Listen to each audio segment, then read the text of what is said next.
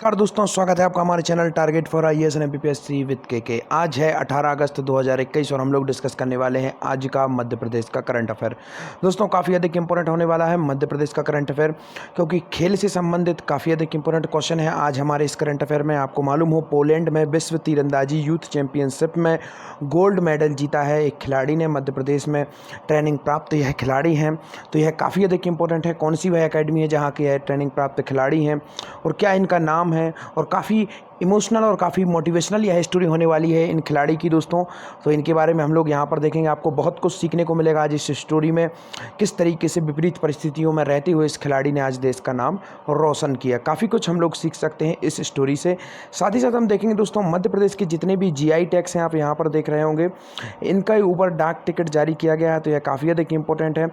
तो इसको हम यहाँ पर देखेंगे क्या जीआई टैग होते हैं, क्या इनकी इंपॉर्टेंस होती है, और मध्य प्रदेश में अभी किन किन चीज़ों को लेकर जीआई टैग प्राप्त हैं, और कौन कौन से जीआई टैग को लेकर मध्य प्रदेश का विभिन्न राज्यों से अभी डिस्प्यूट चल रहा है और मध्य प्रदेश उन जीआई टैग को प्राप्त करने की मांग कर रहा है। तो आपका बहुत बहुत स्वागत है आज 18 अगस्त 2021 के मध्य प्रदेश के डेली करंट अफेयर में। दोस्तों अगर आप पहली बार इस चैनल को विजिट कर रहे हैं तो please subscribe my channel, hit bell icon, हमेशा न्यू अपडेट। और अगर आप इस लेक्चर की पीडीएफ प्राप्त करना चाहते हैं तो मेरे टेलीग्राम चैनल की लिंक डिस्क्रिप्शन में है, वहाँ से आप मेरा टेलीग्राम चैनल ज्वाइन कर सकते हैं।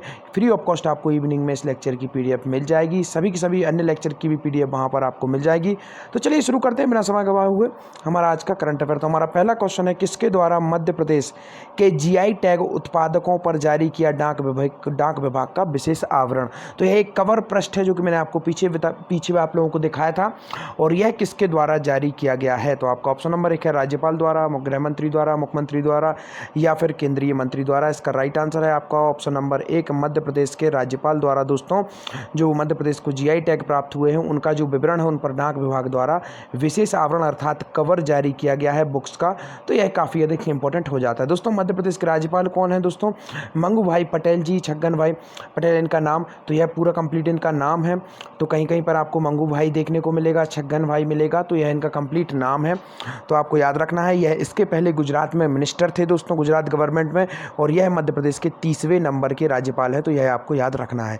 चर्चा हुई है मध्य प्रदेश के राज्यपाल से संबंधित, तो फटाफट आपको बता देता हूँ क्या क्या इंपॉर्टेंट फैक्ट इससे हो सकते हैं। सबसे पहले आपको बताऊंगा, संविधान के 153 अनुच्छेद में राज्यपाल का प्रावधान किया जाता है, प्रत्येक राज्य के लिए एक राज्यपाल होगा। इसके बाद दोस्तों 1956 में आप देखेंगे 1956 में 7वां संविधान संशोधन हुआ था दोस्तों। इसके अंतर्गत प्रावधान किया गया था कि एक राज्यपाल एक से अधिक राज्यों का राज्यपाल नियुक्त किया जा सकता है। और इसी क्रम में आप देखेंगे मध्य प्रदेश की जो 29वें नंबर की राज्यपाल थी आनंदीबेन पटेल, वह एमपी के साथ साथ यूपी की भी राज्यपाल थी, और यह मध्य प्रदेश की दूसरी महिला राज्यपाल थी। प्रथम महिला राज्यपाल कौन थी दोस्तों? उनका नाम आप लोग बताएंगे। उनका सन मैं आपको बता देता हूं, 1989 से 90 तक वह मध्य प्रदेश की प्रथम महिला राज्यपाल रही थी। अब आपको बताना है कौन थी मध्य प्रदेश की प्रथम महिला राज्यपाल। काफ़ी ईजी है, आई होप जरूर आप लोग इसका जवाब देंगे। तो चलिए आइए इसके बाद देखते हैं दोस्तों। 154 अनुच्छेद है जिसमें राज्यपाल की कार्यपालक शक्ति का बात की गई है दोस्तों, और 156 के अंतर्गत आप देखेंगे राज्यपाल का कार्यकाल दिया गया है दोस्तों। 157 अनुच्छेद में दोस्तों राज्यपाल की अहर्ताएं, अर्थात वह 35 वर्ष की आयु पूरी कर चुका हो, पागल या दिवालिया ना हो, मध्य प्रदेश जो विधानसभा है उसका चुना जाने का वह सदस्य का अधिकारी हो, भारत का नागरिक हो। तो यह कुछ क्राइटेरिया है जो कि उसके अंतर्गत अहर्ताएं उसकी राज्यपाल की दी जाती हैं दोस्तों। 160 अनुच्छेद में आप देखेंगे राज्यपाल की आपातकालीन शक्तियां होती हैं। 161 में राज्यपाल का क्षमादान होता है दोस्तों, और 163 में आप देखेंगे दोस्तों राज्यपाल को सलाह देने के लिए एक मंत्री परिषद होगी।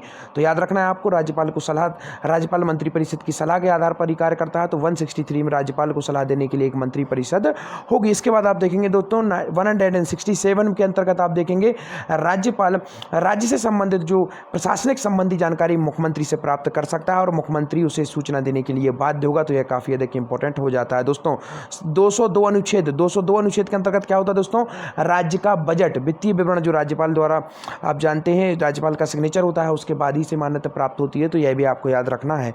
तो राज्यपाल से संबंधित जितने भी इंपॉर्टेंट फैक्ट थे वह मैं आपको यहाँ पर बता चुका हूँ। तो चलिए आगे देखते हैं। लोकल के लिए वोकल होकर कर सकते हैं राष्ट्र निर्माण, श्री पटेल ने यह कहा। राज्यपाल श्री आईजी जो जीआई टैग उत्पादों को जारी किया गया, डाक विभाग द्वारा विशेष आवरण जारी किया गया। दोस्तों जीआई टैग होते क्या है, ज्योग्राफिकल इंडेक्स इन्हें कहा जाता है। दोस्तों मध्य प्रदेश में अभी हाल ही में जीआई टैग मिला है। दोस्तों कब मिला है, 2 अगस्त, याद रखना है आपको, 2 अगस्त 2018 को दोस्तों मध्य प्रदेश में जो कड़कनाथ मुर्गा है दोस्तों, झाबुआ, उसको जीआई टैग प्राप्त हुआ है, तो ये आपको याद रखना है। दोस्तों रतलामी जो सेब हैं उनको भी जीआई टैग प्राप्त हुआ है। दोस्तों इंदौर में आप देखेंगे दोस्तों जो किसके खिलौने हैं, तो खिलौने दोस्तों चमड़े के खिलौने हैं दोस्तों, इन्हें जीआई टैग प्राप्त हुआ है। दोस्तों भोपाल में आप देखेंगे दोस्तों, भोपाल का जो जरी का बटुआ जो बनाया जाता है, जो आपको मालूम हो वॉयलेट बनाया जाता है भोपाल में, उसे जीआई टैग प्राप्त किया गया है। चंदेरी की साड़ी को मध्य प्रदेश में जीआई टैग है। महेश्वर की साड़ी कपड़े के जो चित्रकारी की जाती है उसे भी जीआई टैग प्राप्त है। तो यह कुछ जीआई टैग थे जो कि मैंने आपको बताया मध्य प्रदेश को प्राप्त हैं। मध्य प्रदेश के कुछ जीआई टैग हैं जिनको लेकर विवाद है, जैसे कि आपको मालूम होना चाहिए सीहोर में उत्पादित होने वाला बासमती चावल, याद रखना कौन सा, बासमती चावल, इसको लेकर विवाद है मध्य प्रदेश का। 2 राज्यों से पंजाब और मध्य प्रदेश के बीच में विवाद चल रहा है। अभी इसका जीआई टैग नहीं मिला है, अभी इसका जीआई टैग वर्तमान में पंजाब के पास है।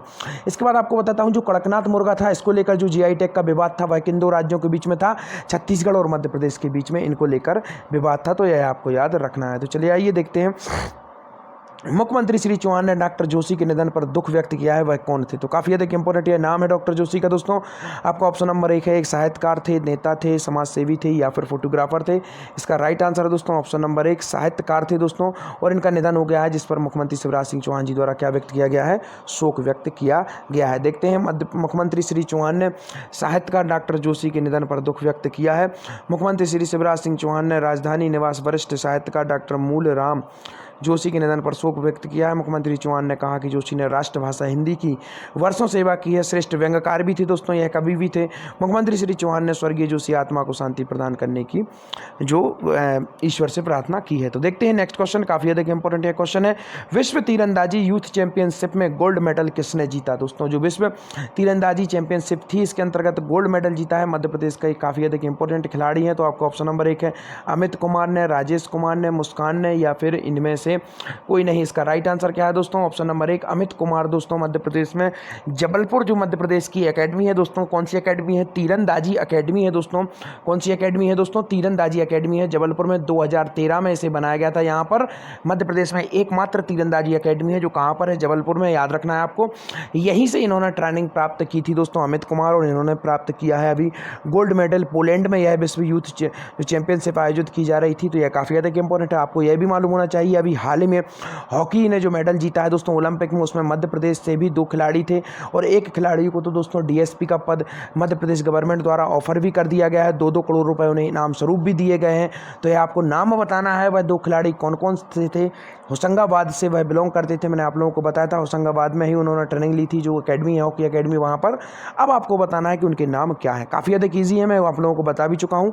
आप लोग सर्च करिए, चाहे इंटरनेट पर सर्च करिए, उसके बाद आप बताइए। तो काफ़ी अधिक इंपॉर्टेंट है। इसके बाद अभी हमने देखा तीरंदाजी एकेडमी कहाँ पर है दोस्तों, देखा हम लोगों ने भोपाल में है। और 2016 में आप देखेंगे दोस्तों एथलेटिक्स एकेडमी कहाँ पर बनाई गई थी, भोपाल में बनाई गई थी। तो यह याद रखना दोस्तों। और इसके बाद आप देखेंगे 2016 में ही दोस्तों क्रिकेट एकेडमी, काफ़ी अधिक लोकप्रिय खेल है हमारे देश का, क्रिकेट एकेडमी कहाँ पर है दोस्तों, शिवपुरी में है, याद रखना है। मध्य प्रदेश का प्रथम पर्यटक नगर है शिवपुरी, और सिंधिया राजवंश की ग्रीष्मकालीन राजधानी भी रहा है शिवपुरी। तो यह आपको याद रखना है। तो यह आपको याद रखना है कहाँ पर है यह सभी के सभी। इसके बाद आपको बताता हूँ भोपाल में काफ़ी अधिक एकेडमियाँ हैं, और वह अधिकतम एकेडमी जो भी स्टैब्लिश हुई है दोस्तों वह 2007 में हुई है। दिखाता हूँ आपको कौन कौन सी, जैसे कि घुड़सवारी academy, point number 1। Second water sport academy, यहाँ पर आपको कन्फ्यूजन नहीं होना दोस्तों, वाटर स्पोर्ट एकेडमी कहाँ पर है, 2007 आपका भोपाल में है। और स्विमिंग एकेडमी 2008, कब दोस्तों, 2008 स्विमिंग एकेडमी कहाँ पर बनाई गई थी, होशंगाबाद में बनाई गई थी। तो दोनों में आपको अंतर करना है। वाटर स्पोर्ट कहाँ पर है, 2007 भोपाल में है, तो यह आपको याद रखना है। इसके बाद मार्शल आर्ट कराटे एकेडमी कहाँ पर है, 2007 भोपाल में ही है दोस्तों। और इसके बाद शूटिंग एकेडमी कहाँ पर है दोस्तों, शूटिंग एकेडमी भी आपके भोपाल में है। और सेलिंग एकेडमी 2002 में शुरुआत की गई थी, यह भी भोपाल में ही है। तो यह सभी इंपॉर्टेंट फैक्ट हैं जो कि मैंने आप लोगों को यहाँ पर बताए। तो चलिए देखते हैं, इनके पिता ट्रक ड्राइवर थे दोस्तों, कोविड में अपनी माँ को खो दिया था। खुद ट्रेनिंग में लगी आग दोस्तों, ट्रेन में आग लग गई थी एक बार, बाल बाल यह बचे थे, देहरादून यह गेम खेलने के लिए जा रहे थे, और अब वर्ल्ड आर्चरी यूथ चैंपियनशिप में गोल्ड मेडल जीता जीता है दोस्तों। पिता और कोच ने इनका हौसला बढ़ाया है और 15 अगस्त को इन्होंने जीता है। और इस पूरी प्रतियोगिता में दोस्तों भारतीय तीरंदाजों ने 8 गोल्ड सहित 15 मेडल जीते हैं दोस्तों। तो आपको याद रखना है, पोलैंड की व्रोक्लो सिटी में 11वीं के छात्र हैं दोस्तों। यह अमित कुमार यूथ विश्व चैंपियन तीरंदाजी चैंपियनशिप में अच्छा प्रदर्शन देश को गौरवान्वित किया है। अमित को निखराने में कोच रिचफाल ने अहम योगदान दिया है। और यह कोच कहाँ पर है दोस्तों? जबलपुर की जो एकेडमी है, शूटिंग एकेडमी, वहीं पर यह कोच है। तो चलिए आइए देखते हैं एक और इंपॉर्टेंट क्वेश्चन। महाकौशल में पहला ऑक्सीजन प्लांट प्रदेश के किस शहर में स्थापित होगा? महाकौशल जो प्रांत है आपको मालूम होना चाहिए दोस्तों, पूरा का पूरा जो नर्मदा रीजन, अधिकतम रीजन इसके अंतर्गत आता है। जबलपुर के आसपास का क्षेत्र इसके अंतर्गत माना जाता है महाकौशल रीजन में। तो दोस्तों महाकौशल रीजन का एक प्रथम जो ऑक्सीजन प्लांट स्टेब्लिश किया गया वह कहाँ पर किया गया? आपको ऑप्शन नंबर 1 है जबलपुर, रीवा, सतना या फिर शहडोल। तो इसका राइट आंसर है ऑप्शन नंबर 1, जबलपुर में दोस्तों स्टेब्लिश किया गया है। तो काफ़ी अधिक इंपॉर्टेंट है। देखते हैं क्या है पूरी न्यूज़। महाकौशल में पहला ऑक्सीजन प्लांट पश्चिम मध्य रेलवे के केंद्रीय चिकित्सालय जबलपुर में स्थापित होगा। कोविड की तीसरी लहर की आशंका से पहले रेलवे की यह बड़ी उपलब्धि मानी जा रही है।